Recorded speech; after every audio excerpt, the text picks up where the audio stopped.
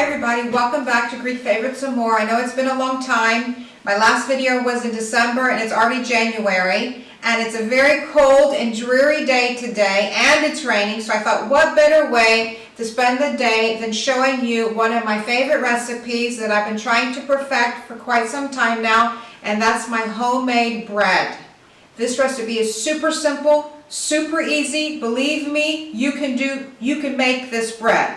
So what you're going to be needing to do is you're going to be starting off with 3 cups of flour. Whatever kind of flour you want to use. You want to use whole wheat flour, you want to use all-purpose flour, you want to use bread flour, whatever you like, you can use. So what we're going to start off doing is we're going to measure out 3 cups of flour. So that's 1, 2, and if I can get the rest of this out, 1, 3. And you're going to be needing some extra flour for your dusting, so set some of that aside.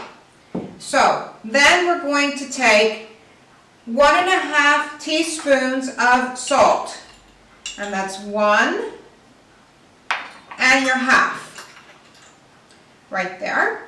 And then you're going to be needing ½ teaspoon of dry instant yeast. Now I know a lot of people, when they hear a recipe with yeast, they become discouraged, but believe me, this is so super easy. You can make this.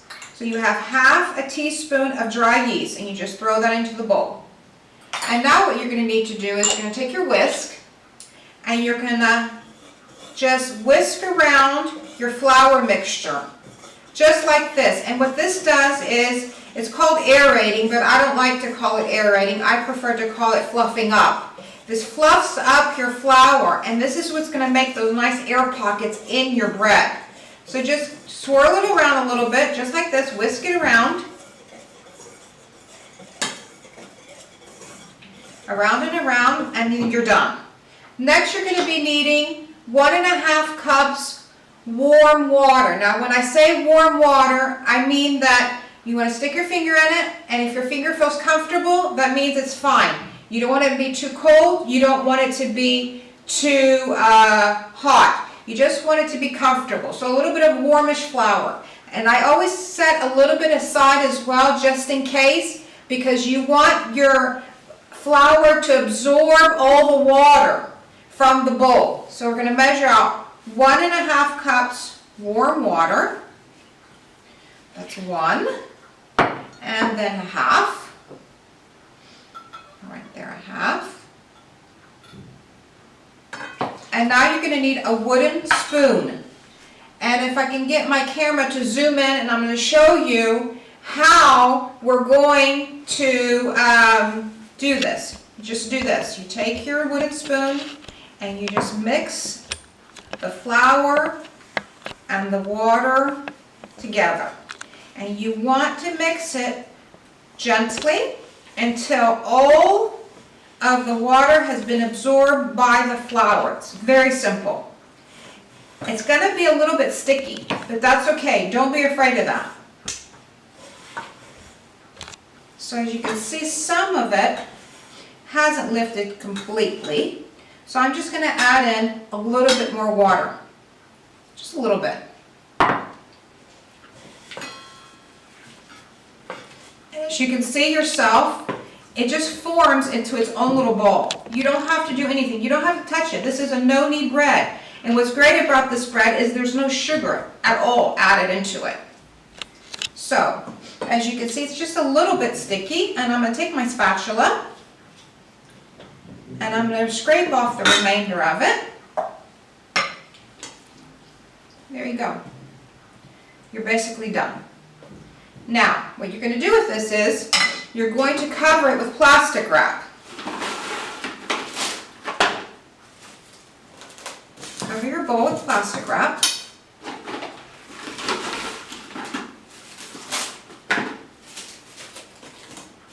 As you can see, it's covered with plastic wrap. And what you're going to do with this is, you're going to leave it overnight, at least 12 hours, somewhere in a warm place, be it your kitchen, I don't know where you're gonna put it in your house, but somewhere that it's warm. Now, if you have a cold, drafty window, don't put it in front of a drafty window. A good place to put it is also inside your oven. You can leave this inside your oven overnight. Don't turn your oven on, just put it in there. So you're gonna take this, and we're gonna cover it with some towels.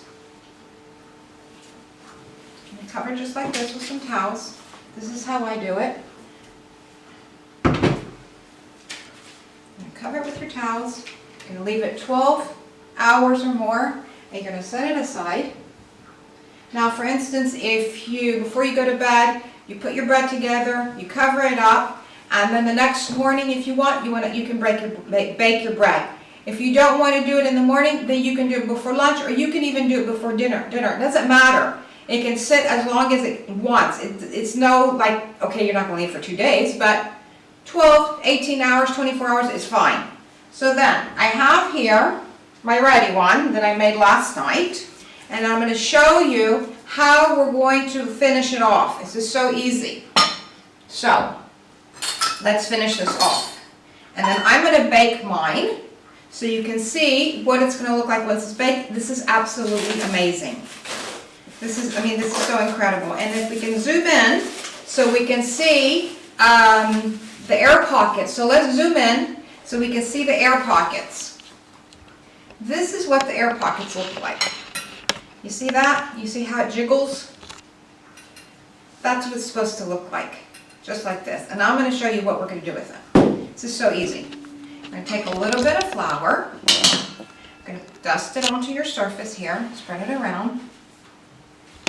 That's why you need extra flour on the side. Put a little bit on your hands as well. And then we're going to take a spatula and we're going to empty it onto the floured surface. So it's very sticky, as you can see, and that's how it's supposed to be. So I'm going to scrape off all the dough with your spatula, like this, onto your floured surface. It's amazing. Just amazing. Set this aside. And this is what you're going to do. You take your spatula and you just go like this. You flip the sides over. All the sides. All the way around. So easy. And now, a little extra flour on my hands. We just take it, lift it, and turn it around. And then we bring it together with our hands in this circular motion. A little bit extra flour so my hands don't stick to it.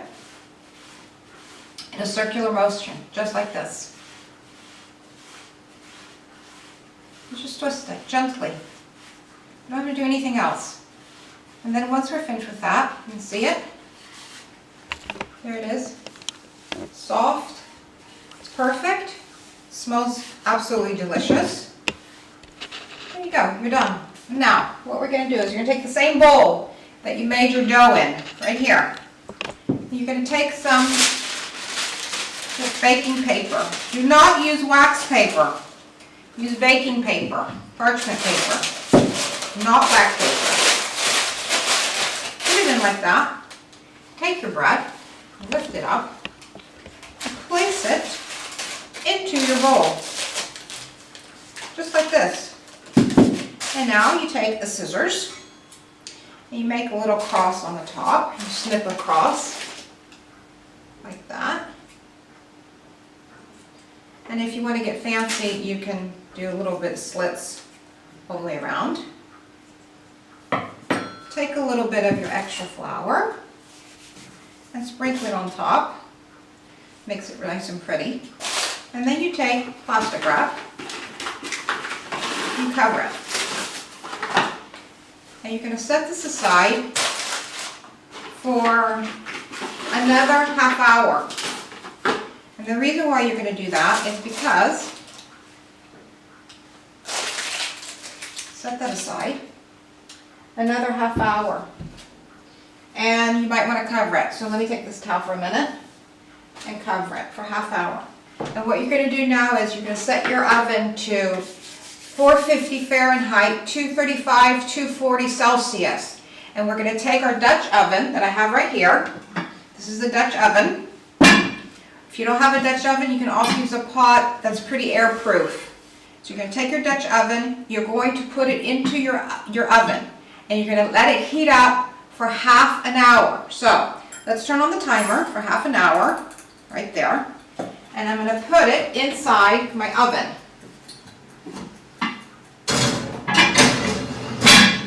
And we're going to leave that for half an hour to heat up. And then once that's done, I'm going to show you how we're going to finish it off. This is amazing. They're going to love this. So the timer's gone off, and we're going to take the Dutch oven out of the... Sorry. The timer's gone off. We're going to take the Dutch oven out of the oven. And be very careful because it's extremely, extremely hot. So let's take it out. You open up your oven like that. You remove your pot like this. Put it up here. Be very careful. Close your oven because you don't want all the heat to escape. Take your lid off. Be very careful. It's extremely, extremely hot. Take your bread. Uncover it, take off your plastic wrap, you lift it up with the parchment paper, and you just set it inside the pot, like this. Be sure you put your bins on, cover it back up, seal it, and then you're going to turn your timer on for half an hour, right there. We're going to place it back inside the oven, and we're going to bake it for another half hour. So put that back in, put it inside the oven, just like this, and you just let it bake. And it's going to be absolutely amazing. The timer's gone off. It smells absolutely glorious in the kitchen. Let's take it out of the oven. And remember, be very, very careful when you're taking it out of the oven.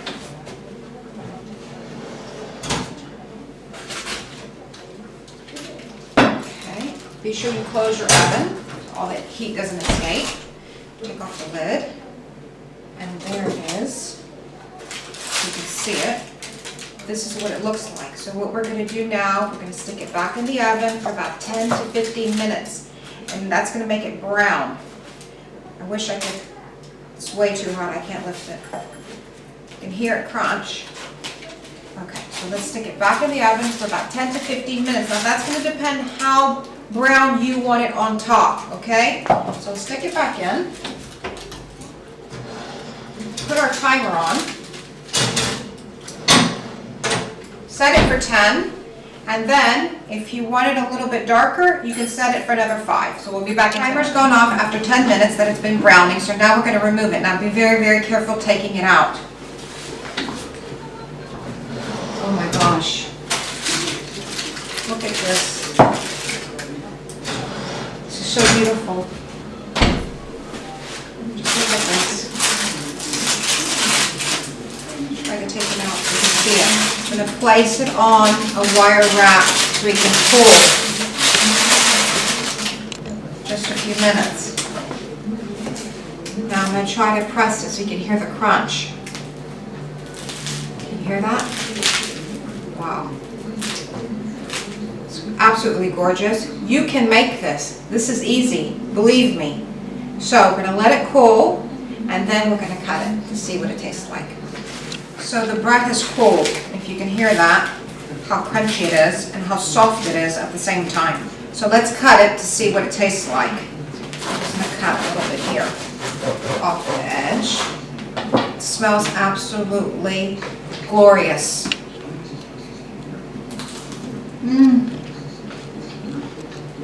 Please make this. So super, easy, simple, smells beautiful, it tastes delicious. It's no different than the expensive breads you buy at the bakeries. Please enjoy it. Thank you so much for watching, and happy baking. Have a great day.